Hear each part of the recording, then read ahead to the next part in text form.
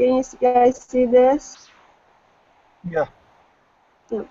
So, summing up, my quest is to the problem that I see is the runoff water from the urban areas that could get into streams and cause eutrophication. Of the zone, I sort of narrowed it down to this and identify the streams that go on each side of the area in question. Further, uh, there's this strip of concrete basically that's on both sides of the road, and the runoff water from this goes into the streams. Uh, then I made a section to show how this looks like, and identified that there's residential on both sides. Then there's the streams in the blue. Can you see this? Can you see a new slide? Yeah, I think you do. Yeah, we can see it. Yeah, they're good. I want to make sure it's going, not like last time. So there's basically big box retail, and there's giant surface of parking on both sides of the road that goes in the middle, which is Ford Road. And this is, if this would actually absorb the water instead of let it run into the streams, would help tremendously in avoiding the eutrophication problem. My proposal, sort of going with the last time we met, is to build a sort of a crossover or canopy that extends from one side of the residential area to the other side of the residential area, that would extend above the concrete section, and would cover this concrete area with vegetation. Because I found these two diagrams that I found to be very helpful, that in a natural setting there's 25% infiltration, while in our case we only get 5% deep infiltration, and we don't retain this water, it just runs into the streams. Further, I was looking down at Ford Road, and the way that canopy would work would extend over it. It basically goes from one residential area to the other. And I mean, this is just the color yellow, but it would actually be green, and would provide a frame for the vegetation to cling onto. It would grow, and also over the parking lots, they're basically boxes of vegetation that extend above the parking lots. It's like a netting of them. That's how they look on the inside, hopefully. And people could actually be in nature while they're inside of these boxes that hover over the surface. And this is like a typical big box store with a concrete parking lot, and the parking lot surface doesn't necessarily have to be concrete. It's basically the same box store, kept and surrounded by vegetation. And that's also this structure would provide opportunities for rock climbing, and these are the vines that sort of grow and cover it up. And I think this is as far as I got with it. I'm still working on proving my idea visually. I have it theoretically.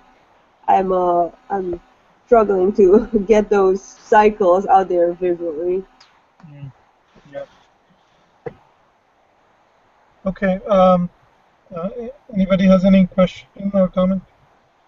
Um, one question or I guess comment that I would note is you're specifically talking about stormwater runoff, but Yeah. but one of the biggest factors, obviously, of I guess negative stormwater runoff, right, would be the use of impervious pavement. It doesn't seem like you're reducing the pervious pavement. You're just putting something over top of it. So I wonder if it I guess solves the problem the most efficient way possible. I guess. So I wonder how the structure that you're connecting these two areas with is I guess taking what water runoff there would have been and then rectifying that. I'm not sure. I thought the last target image you had, where you had the parking lot, I think it was slide 14, Yeah. basically shifted to a green space. Maybe This one. yeah, the one right before it. Yeah. Obviously, there's factors that would negatively affect, we'll say, like a target, right?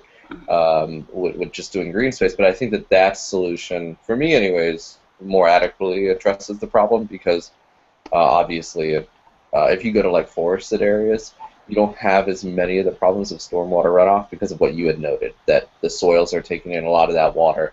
A much greater percent is actually evaporated back, and you're not getting any of those toxins and pollution aspects into the rivers. Yeah. Yeah, my comment would be that if you go back to that section, it almost seems like it's it's acting like a coffee filter essentially, and it becomes this first level of filtration that can occur. And I agree with Steve's comments that it doesn't necessarily address the runoff as we typically think of addressing runoff, but I think it starts to address it in a different way that might be a little bit more interesting than normal, at least. So. Yeah.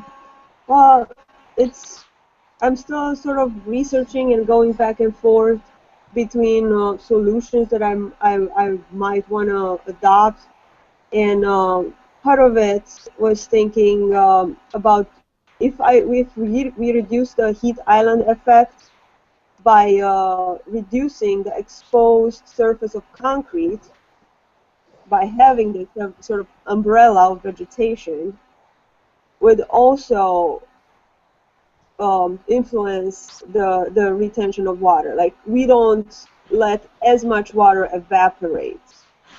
Well, I definitely think that the solution with the canopy would probably more adequately address heat island effects, as you're noting. Absolutely, if you're getting rid of, well, you're not getting rid of some of the concrete or asphalt, but you're actually covering it. That might be a possible, maybe a possible future, a possible solution. Yeah. Yeah, Irina, I mean, echoing what both we've said, I think the heat island effect is an important point of discussion, but it is moving away from what you are saying as the main focus of your narrative, and that's the water runoff, which you identified through the problem of eutrophication and the whole problem that is a large-scale problem even at the scale of watershed, right? Yeah. So a major question which still is unanswered from your visualization is that how does this cover, which is very prominent, and I think some of the visualizations are starting to be interesting formally and aesthetically, and it can be developed further, which is great. But the question is, how does the cover, and it's quite elaborate and quite large scale, allow existing structures and sites like big box, like existing residences, like existing parking lot, like existing abandoned properties, which you're showing in your context. How does it allow these structures and sites to function better, perform better, be more sensitive in terms of water runoff. Mhm. How does it slow down water runoff? And I think right now it's completely unaddressed. In some way, you are actually ignoring it. That okay, whatever be in the existing, I'm just covering it with a more greener Mhm. thing. But the fact of the matter is that how the residential context, how the big boxes, how the streets are, and they're still being used in your proposal. Mhm. Um, they have, I mean, they are still functioning exactly the same way they were. So it's not clear in terms of water runoff how the canopy is helping to either slow it down or do filtration Yeah. and treatment or other things. So I think that's something you have to really address it because that's the core of the issue. And I would actually take the idea of the canopy and won't, instead of just literally saying canopy and everywhere it will be covered in the same way, I will treat it as an approach to the idea of a surface. And in some places, the surface could come on ground where you change the surface, which a lot of current practices do. In some case, it could be a vertical surface along the big box, for example, and there might be some vertical filtration, slowing down of water using vegetation. It could allow other habitations of other species that could facilitate that or take advantage of that water percolation. In some case, it could be a canopy like you were saying, but the canopy, what the function the canopy serves needs to be clear, and that's where you actually also need to engage the cycles that you're talking about. So that brings me to the second important point where you are showing a lot of these cycles as separate diagrams. I would use some of like the existing section that you have almost as an analysis. I would integrate the cycle and the systems diagrams within that Okay. to showcase how a site, a large site of a parking lot, a street, a big box, how they are connected. Right now we don't know. We Okay. show in that water falling on the roof of the big box. How does it flow down into the site, which is full of asphalt or concrete parking lots? How does that runs the water off into the street drain system, and from there it goes to the river or lakes, whatever. Mhm.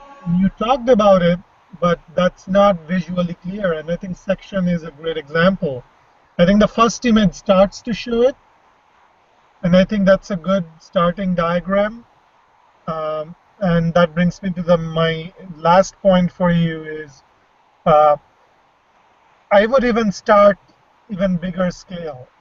I would start with the idea of a watershed, not just restricting to Canton or Ann Arbor, Okay. but really capture that, okay, water coming out of my kitchen, where does it end?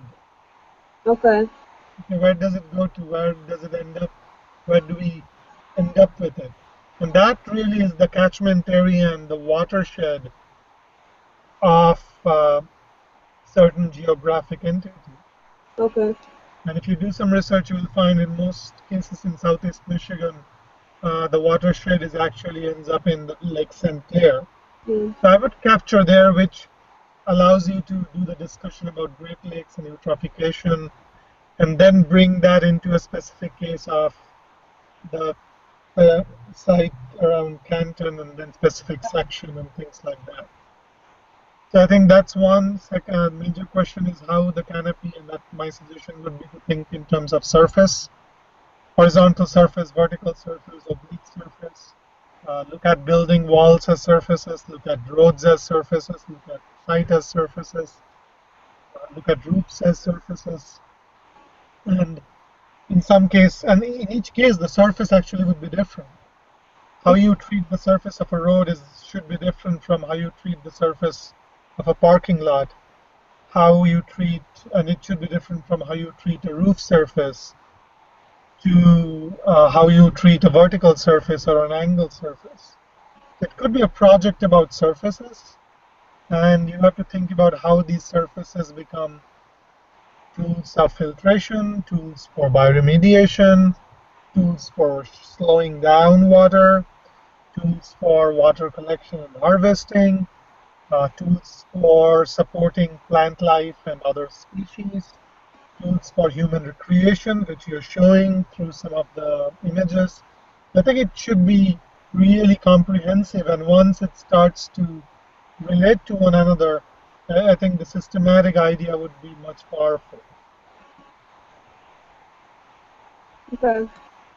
I was thinking, I didn't have it in the images, but just as an idea, to have these vines that climb up to the box, they're obviously touching the ground. So the way the parking lots would be redesigned or restructured is to have more bioswales for the water to collect, for these vines to get their water from.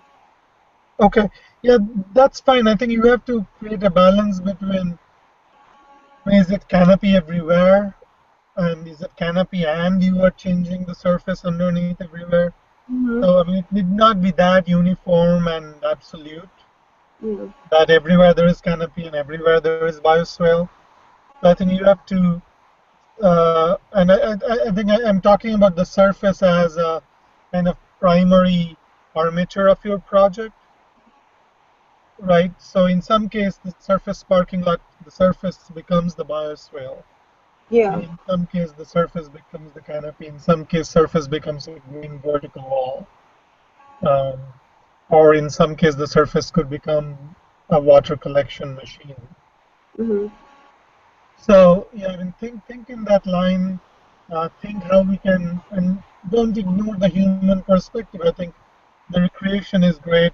Even I would think, how can some of the surfaces be more inhabitable and occupiable, not just superficial recreation. Um, and I would actually, I mean, right now, most of the vignettes you are showing are more of the still current practice. I mean, it's still the big box, it's still the residences, it's still the roads, how we use them. Excuse me, and you're putting an additional layer. When I'm saying that, make that layer as a surface is more structural, more occupiable. Maybe in some cases the surface actually folds up and becomes a more dense part of a dense inhabitation center, or in some case it could become a long horizontal surface and become an open space for recreation. So I think you can use the current tools and practices, but using the surface, you can give it new aesthetics and new function. Mm-hmm. Okay, so the element of function and performance is very important.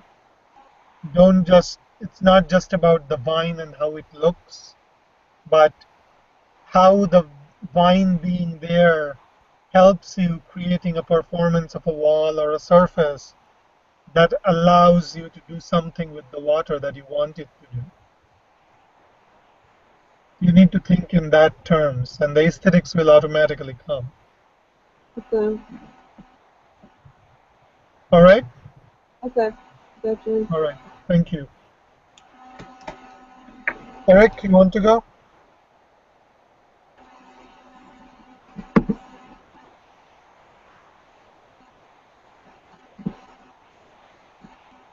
Eric, do you want to go? Yeah, sorry, my computer was lagging. Let me just get it pulled up quick.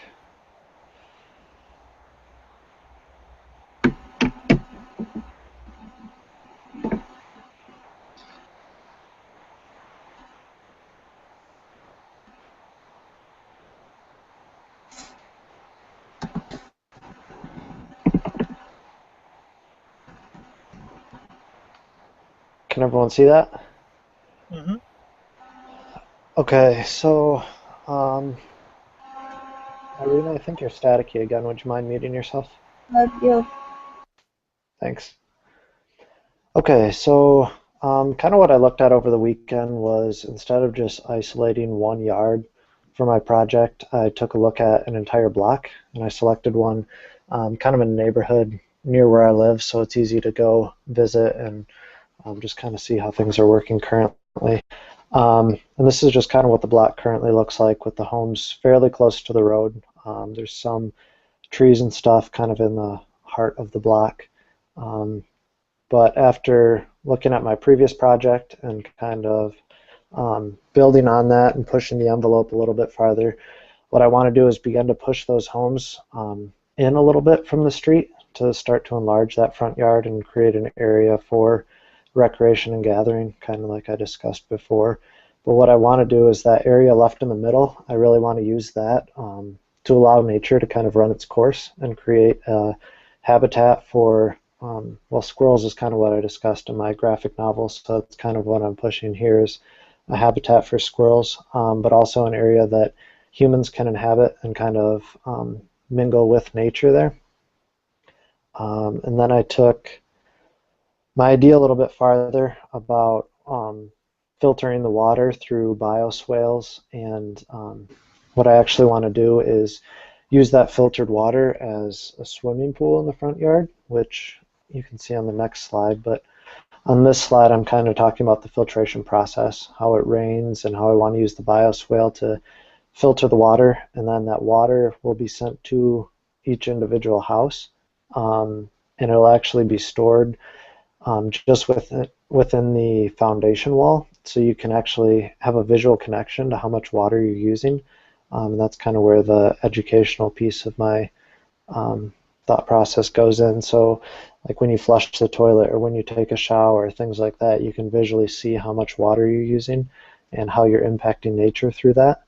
And then I want to be able to kind of have a closed loop system where all of the water that you use within your home is then refiltered within the bioswale. And after doing some more research late yesterday and today, I mean, obviously feasibly, I'd need a much larger area to begin this filtration process, but I looked at a really cool project. It's called the Omega Institute for Holistic Studies, and they actually filter up to 52,000 gallons of water a day, and it's all human waste, both from sinks and showers as well as toilets, and they can filter out the water to potable water within 36 hours, which I thought was really cool. And how awesome would that be to implement in our neighborhoods? So we're filtering our own water. This is just kind of a section, a lot of small notes on there. I'm not sure if you can read them all, but it's just describing how I plan to catch the water. I want none of the water to actually permeate into the ground without entering the filtration system, and this will begin to get rid of all the toxicity within the water, both from fertilizers and oil and all that from the roads. So there's actually a plane underneath the yard that forces all of the water that permeates through that first layer of ground into the bioswale to be filtered, and then that water, some permeates through the pool and bioswales, and the rest of it goes into the home to be used for purposes there. And then this is just kind of a isometric section showing my thought process on a little bit of what the pool and bioswales would look like in relationship to the front yard and the storage within the house. So that's kind of what I've gone through over the weekend and the steps I've taken to push my project a little bit farther.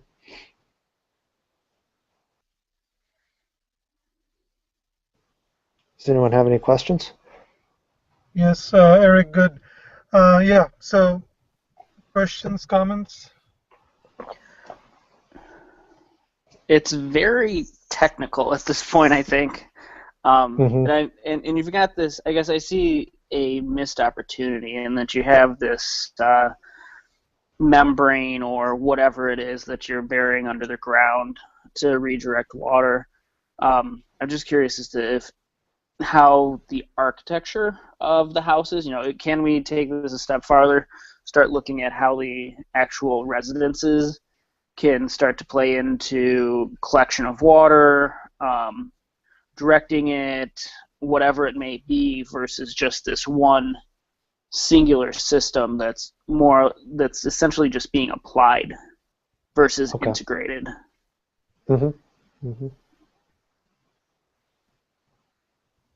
Yeah, that's a good thought. I mean, I guess off the top of my head, I don't have an answer to that. I know there would be a way to do that, and that'd be something to explore for sure.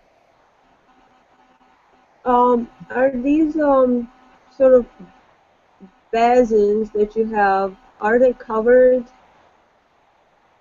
What are you referring to? These I don't know, ditches, these long pools, Um, no, they would not be covered. and the water gets to be filtrated from it. hmm Okay. Yep. It'd be Um, filtered from the bioswale into the pool, from the pool into the house. okay. Have you thought sort of like a mosquito problem? Would that, contribute to the mosquito population? And just I heard somewhere just like a tip to housekeeping. If you have a small pond or anything around your house, a good idea is to have a bunch of goldfish that are cheap because they keep hmm the mosquitoes larvae uh, under control. So I don't know. You Yeah, no, consider. I was just gonna say that's a really good point. A lot of the stuff that I've been reading actually, in natural filtration, they use different types of animals and algae and stuff like that to start the filtration process. So that would be something really cool to explore, is how not only plant life but animal life could take part in that. Yeah. Yeah, I think these are good points, and I think it could develop and very useful suggestions to build on the idea of the ecosystem, how different species actually can symbiotically perform in a healthier and more resilient system. A few points. I think I agree with Steve when he said that a lot of these look very technical, but hmm I would actually encourage you to, I mean, don't shy away from it. I mean, if that's something, I mean, you can do it well and show it and hmm use it in your representations. And if you are doing that, I think these are good tools to also integrate the statistics that some of them you are talking about. Okay. And I would integrate or kind of mix in at different places when you're using these kind of drawings with certain statistics. For example, whether it's a neighborhood or in Grand Rapids. I mean, you're focusing on front lawn, I mean, front lawns or front yards. It would be great to know, which we don't talk about much. I mean, we talk about large public parks and um, surface parking lots as examples of pervious surface and I mean softscape, hardscape. But I think I don't know to whom I had mentioned or in the class probably mentioned in BBC. I was reading an article they were talking about. They had done a research study of front yards and backyards and in private kind of private green spaces in residential units. hmm And I don't remember the statistics, but they found that I mean it kind of constitutes more than 50% of open space in Great Britain, and that's huge. So, I mean, something like that, even if you, I mean, you don't have to find it exactly accurately, but if you have a sense of how many residential units are there in Grand Rapids, what kind, or even may not be in the entire city, but part of the city, and I mean, you can give these kind of interesting facts along with your certain diagrams or drawings, or with some of your cycle diagrams, that actually will make your project more impactful or convey the message more clearly and make it more potent. hmm So I would really look into that and integrate numbers with the cycles with some of these drawings. Okay. Okay, hmm so that's one. Um, I think the front lawn and the scale of the block is a very powerful scale. And I think you should maximize it as much as possible. So one approach would be to, based on your field trip, you can actually identify 2 or 3 types of blocks. One might be very well established, and some of the drawings you're showing here, it's kind of a complete block. It's quite dense with, it looks like single family houses, but that's the nature. I mean, there could be residential blocks which are a little bit falling apart. And also there could be residential blocks which are completely sparse or abandoned. So it might be a good exercise to see how this works, irrespective of what kind of block it is, with the sole aim, and this is the idea of performance. The proposition that you're putting is that if every block is designed in a way that any water that comes in it, or any water that the houses use and produce, is treated and absorbed in that block. It does not leave the block. Right. And then it could become a starting point of a discussion in 2 ways. That, I mean, it becomes creating a more self-sustaining approach. It needs to be thought as a system. It's not just an isolated thing. It will only work if that works as a system in all the blocks. It should connect to the system of the roads and things like that.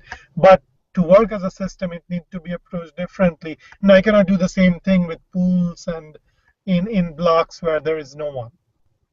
Right. I think that could be an interesting exercise to show at least 2 or 3 contexts and how you will use this. And that actually would allow you to think the quality and the use of the water, and how you will engage other species, whether using fish to address mosquito problem, or actually do a pisciculture, like a fish harvesting thing. So in more dense residential unit, it could be a pool, or it could be a koi pond with goldfishes. In a more industrial area, it could be a large scale or medium scale urban agriculture, hydroponics, and pisciculture idea where you harvest fish. You see where I'm going with the water idea? So that manifestation can be different and much more provocative and much more stronger. And you can use the built form as well as open space or the natural forms to do that. So in a residential area, when you're talking about pools, and if they're now in the front yard, you still have to address issues of privacy. And just the bioswales on 2 sides may not be exactly useful. So, I mean, I would brainstorm a little bit, and maybe the pools, some of the pools remain in backyard, some may come in front yard. But if it comes in front yard, how do you provide privacy? I talked about the different kind of blocks. I'm looking at my notes. Water not leaving the block, that's a good idea. And if this works as a system within the block scale, you can actually develop a social system around this water collection, distribution, filtration system within blocks. And you can start creating a kind of social network based on that. And that might be actually useful to develop the whole water treatment thing. I mean, right now, it's still very piecemeal. In the backyard is kind of continued shared space. The front yard is pool. Right. But if you look at the water filtration system and the space you need, if you study, for example, there is a term called living machine, where using plants and fish specifically, they actually treat water coming out of whether it's kitchen or bathrooms or toilets. to various degrees and even make it potable water for drinking. If not, it can be used for gardening and agriculture, etc. Hmm. But coming to the point, it actually needs a lot of linear distance because the water needs to travel through different plant material, biomatter, sand, gravel, etc. Or it Hmm. needs to stay in a shallow kind of pond or pool for a certain time. And that might need, or that will need actually linear space. And in that way, the shared backyard space actually could work better. And it will give you more privacy. It can work with the more diverse habitat you're trying to create, squirrel, fish, etc.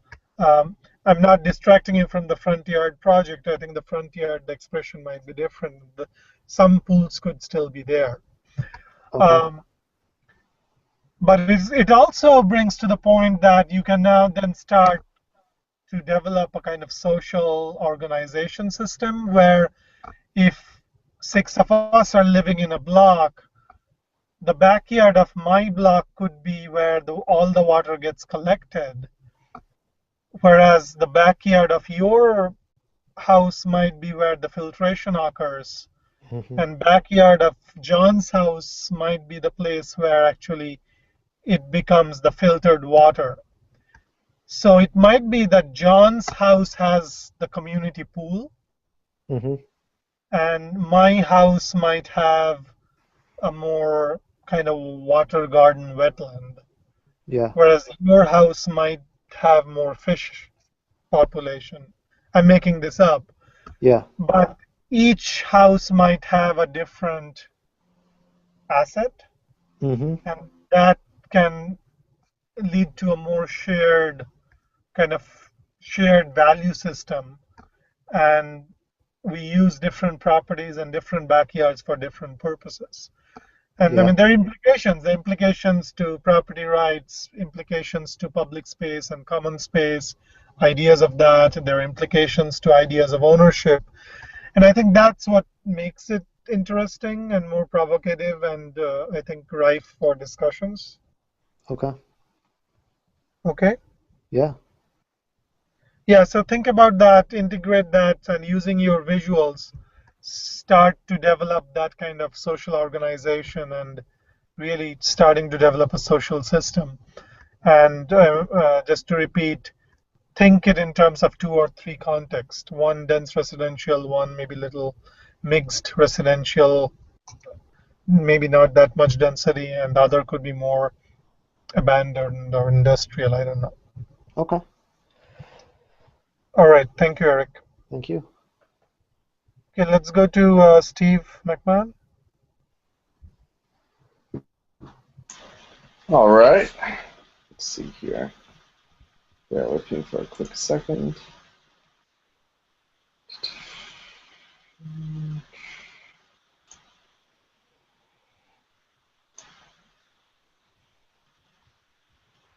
All right, let me know. Can you guys see this? Yeah. Cool. So, since last time, I started to do some visualizations, and as a recap, I'm really talking about, well, I guess where the project started with was the idea of a lack of biodiversity in the urban center. And it's kind of led to utilizing more so one of the cycles that I found, which was the idea of fragmentation and what that does basically to the natural environment, usually caused by the urban environment. So what I've been doing, and I'll go through some of these visuals, is trying to develop visuals that specifically look at nature-human relationship. Right now, you're not going to see as many people, but it's more so about this imposed nature that I'm starting to look at in Norfolk, but truthfully, it could be anywhere. And connections and where specific animals can reside. So much more so than the visuals, and I have 3 here. I've been doing a lot of research in regards to what species are native, obviously, to Virginia, which ones are most affected by fragmentation, and why they're affected by fragmentation. the amount of space different species need in order to survive, what their different types of habitats need to be. And what I was finding is, especially amongst smaller birds and whatnot, we're really talking more about grasslands and existing buildings, especially hummingbirds and mockingbirds, I was finding. And not so much very, very tall trees, actually kind of some shorter trees. And then they were, if I'm not mistaken, I think they were looking at about a 4 to 6 hectare area in order for them to actually sustain life. So what I'm trying to do here, this is on a very elementary scale right now, is one, look at different ways to defragment specific areas, bring them together, connect typically 2 or 3 larger green spaces across an urban environment. So this actually would trail off probably for miles. To create those habitats for these different species to exist, while at the same time not necessarily keeping them separate from humans, but having them be around humans. I'm running into a little bit of issue now, especially with some of the more dangerous species. How do I tackle that? Like, one of the big things that I was finding was in nature in Virginia, you have an abundance of bears. Not an abundance, but quite a few bears, and they're obviously highly affected by fragmentation, the same as deer, of course, which you also find in Michigan, are highly affected by fragmentation. And one of the interesting things, of course, is when they run into people, and especially when they run into roads, what happens? I think that the solution that I'm looking at, especially on an extreme end, kind of starts to rectify that. But there's other, obviously, issues that I'm still running into, like the fact that bears can climb, and what's stopping them from going down into the roads and killing people, which I'm fighting with a little bit. So a lot of what I'm looking at right now is specifically about 10 to 12 different species, specifically birds and mammals. I'm also going to start looking into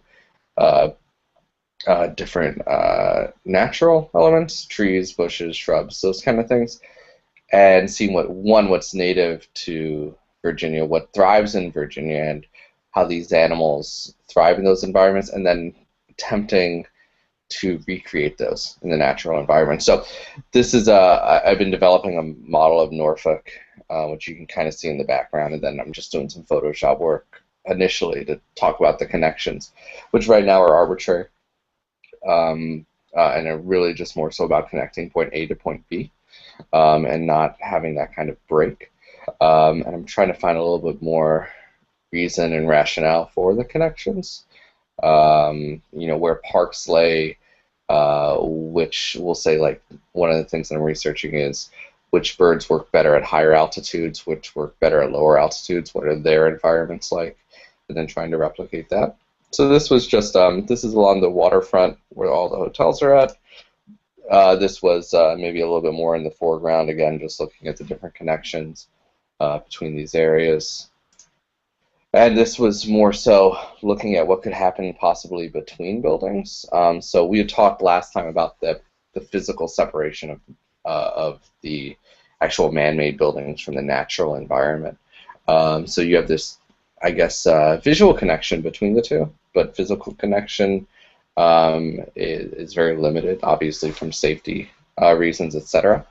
And one of the things that I was very interested in is looking at different species of animals, especially birds and pigeons. I was looking into the idea that in suburban areas and whatnot, they're usually very afraid of people. But over time in cities, it has become very second nature. Like if you go to New York, right, birds aren't very shy to come up to you because they're conditioned to that. So I think I look at things like this and say, at first, yeah, are deer gonna go across it? Well, probably not, because it's very foreign. But as you go through the years and you talk about the idea of getting used to an environment and adapting to an environment, I can see it being viable as long as there wasn't the idea of threat, I would guess. Another thing I've been working on is just my model, which I'm sure you didn't see there, but hold on one second. Let's see if I can do a screen share of that. So I've basically been working within the waterfront area of Norfolk, all the way back to where the shopping center is. This area, as I talked about before, it's got a few different green spaces, all very much man-made. But what I'm trying to do essentially with the graphics is connect those green spaces together so that they function as more than just I guess aesthetic areas for people, and maybe it's more about the different natural elements. So since last week, that's where I'm at. Right now I can put some of the images back up. Let me see here that I've been working through. And any questions?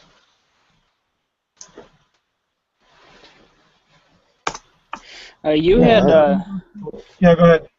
you keep talking about connections and whatnot, and you had mentioned that you're looking for a rationale. And I don't, maybe this came through in the images that but I couldn't see them. But it seems like you might be missing an opportunity in this developing connections between habitats. You know, if a specific species requires so much space to exist, those connections could serve as a way to expand that without having to necessarily be all joined together. Sure. Yeah, so you're talking about, and I'm not trying to put words in your mouth, but I think you're talking about habitat expansion basically right at the edge condition. So if I was talking about the more open natural elements and then the separation to the city, actually seeing that kind of blur and push out. Yeah, I think you can do it. You can do it there, and you can also do it within the city too. Mm-hmm. Gotcha. yeah, I think one of the things I noticed too, which I was kind of thinking about it, and then you mentioned it, so it kind of brought it to the forefront. But you were talking about how different animals like pigeons kind of acclimate themselves to the city. And I guess that would be a big positive in your design, but at the same time, it could be a huge negative. Because if we walk into a big city, the pigeons are kind of overrunning the streets. Mm-hmm. But I'm sure you've thought about that as something to Yeah. definitely consider with this design. You know what's funny is as I was doing the design and as I was doing research on different species, so I came across deer. We were talking about hummingbirds a little bit, squirrels, obviously, possums, those kind of things that run rampant, and then I got to bears, which really kind of struck me. But the one thing I'm fighting here is, like, if you look at the image I'm looking at, right, you have this bear in the top left and you have people right below it. It's very naive for me to believe that those two things are going to remain separate, right? Because they're not. I mean, that's the challenge I'm running into, which is from a human-centric viewpoint, right? The ideas of bears inhabiting the same space as people is very negative. Unless you don't look at it human-centrically and you just look at it as nature, right? Overall, let's just say we don't put people above different animals, right? We keep them all at the same level. Then I think some of that goes away, but I think it's a harder sell, and it's harder to accept if you just look at it as a nature-centric point of view, where it's just, well, the strong will survive kind of thing. As wilderness would be, right? Because we wouldn't keep them separate, I would say, in absolute wilderness, right? We would just have possible advantages over them, and they'd have possible advantages over us. But I think that's a difficult thing, maybe, to comprehend. I have one quick thing.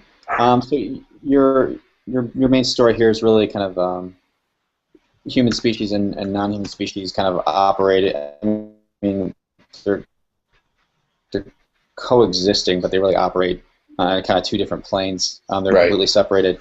Are there benefits? Are there ways to connect the two where it could benefit each species? Like, is there a way that you can do something where the bear will benefit from the human, other than going and eating them? But Sure. are there parallels you can draw between the two? a good question. At this moment, I don't know. I think it would strengthen it if you could see those, I guess, those correlations. But at this moment, I haven't thought about it. All right, yeah, I think good questions and suggestions Steve can build on. Yeah, I think the visualizations are. I think yes, they're initial and starting up, but they're also. Some of them are quite provocative. I think the bear and the humans. It's good, and also it's almost the human is kind of trying to take a photo of the bear, and the bear is ready to jump in. I'm also intrigued by the different kind of levels, and there's a lot of surfaces in your project, and that's where my first comment is. I think in terms of the aesthetics and the formal quality of it, instead of surface, I think you should stress more on the idea of connections, which is there, but I think you need to, in the drawings and diagrams, it should be more forthcoming and stronger. And you talked about different kinds of connection, physical connection but not visual, or physical and visual both, no physical but visual access is there. And I think that could be an important method to develop the project. And I could easily see you can actually do very kind of almost biological proximity diagram of different species and how that works. So humans, bears, human deers, bear deers, deer squirrel, human squirrel. You get the idea what I'm trying to say. So you can have probably 5 or 10 species, whether it's humans, animals, birds, fish, bees, whatever. And the same thing is in x-axis and y-axis, and you study their interrelationship. And that actually could be a nice diagram. And you can qualitatively, each relationship could be manifested through some photo or drawing or diagram in itself. And based on that, you can actually use some of these, either at the point of different types of access, or what John was saying, to kind of qualify the relationship in terms of benefit, or actually in biology or ecology, it's there, question of symbiosis, question of parasitic, and that could be a useful tool in terms of method. Second point, going back to the idea of the connections, I think the aesthetics should be more than just surfaces with green. I think some of these could be like that, but like you were saying, bears can climb, birds can fly, birds can tiptoe on a string. Some of these connections could be different from surfaces. Some of these could be just collection of strings, right? All of these need not be for human use and occupation. The slopes could be very different in some of these where humans cannot go, which I think some of your drawings show. Sure. Third important point, and this is a must in terms of representation, you need sections. And in many ways, sections could become really provocative and powerful, where you can show coexistence or co-presence of 2 very conflicting species, both maybe have a very dangerous relationship, only separated by a wall or separated by a space or a glass. And I think in section you can really showcase and highlight those moments. Okay, and it will actually bring the idea of the discussion about connection in a different way. And that also should allow you, right now everything is very outside oriented. I would love to see at least some glimpse of inside. So how maybe and the section will help you in that. So a hotel room or an apartment next to a sloped mound of earth on top of which there is a bear, and maybe within the earth there are I don't know, ants or something else. Okay. Okay, my computer is dying, so we should take a quick 5-minute break. I will connect it to a power outlet and start the Hangout again. But just to wrap up discussion with Steve, and my computer may die out, I will catch you back. I think there's a larger issue of a discussion that you all started to do in the end of your presentation. That is, how do we negotiate coexistence, co-presence of these different species philosophically from a human anthropocentric view and ecocentric view? And I mean, I think that's a fascinating question, and I think that should be central to your discourse of this project. And I think you should highlight through different moments. And in some moments, yes, maybe there is a chance the bear may jump and can kill you. But maybe we shouldn't go in those kind of places. And those kind of places are there on this earth where you may get killed. And also begs the question, actually, when they're humans and humans kill humans, right? So I think the discussion of the anthropocentric notion and relationship between different species, within species, across species, I think it's a very powerful discussion which we should have. And the tools, I think John's suggestions about thinking about benefit, but I would also say harm, kind of spectrum of benefits, positive, negative. Steve's point about how to engage these different kinds of habitats within the city at its edge, like you were saying, and I think those. I lost you guys for a second. I apologize. That's okay. Yeah, I was just saying that John's suggestions about the range of benefits, whether it's benefit or harm. Steve was suggesting looking at the habitat perspective in terms of interrelationship of species within the city, as well as you started.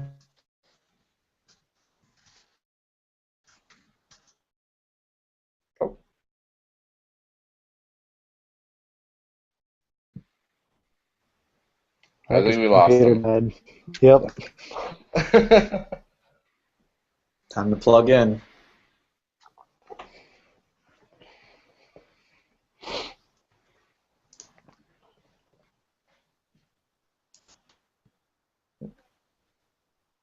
All right.